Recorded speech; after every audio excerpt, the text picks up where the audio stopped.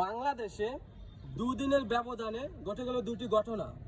বাংলাদেশের ঢাকা মিরপুর পল্লবী এলাকাতে রামিসা দর্শন এবং হত্যার দুদিন না পারাইতেই বাংলাদেশ রামিসা হত্যা দর্শনের শোক না সামলাইতেই কালকে ঘটে গেল চট্টগ্রামের পারিয়া দর্শন চেষ্টা। বাংলাদেশ কোথায় যাচ্ছে? বাংলাদেশকে আদৌ পাবে এই দর্শন হত্যা শিশু নির্যাতনের বিচার? পাবে কি সেই পরিবার তার সন্তান হারানোর বিচার? বাংলাদেশ কোথায় যাচ্ছে?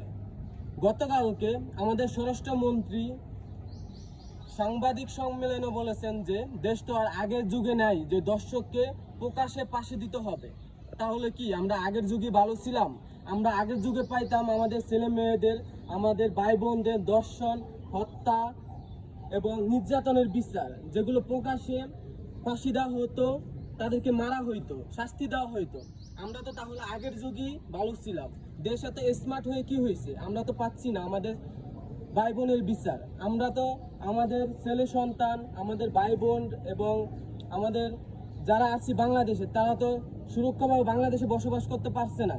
বাংলাদেশের আইন শৃঙ্খলা বাহিনী নাকি সর্বদা নিয়োজিত থাকে বাংলাদেশের মানুষের সেবায়। তাহলে তারা কি করছে? আমার প্রশ্ন, তারা কি করছে? বাংলাদেশে এত ঘটনা ঘটে যাচ্ছে, কেউ কি একটা সুনির্দিষ্ট বিচার পেয়েছে? বাংলাদেশের সরকারের কাছে আমার এটাই প্রশ্ন।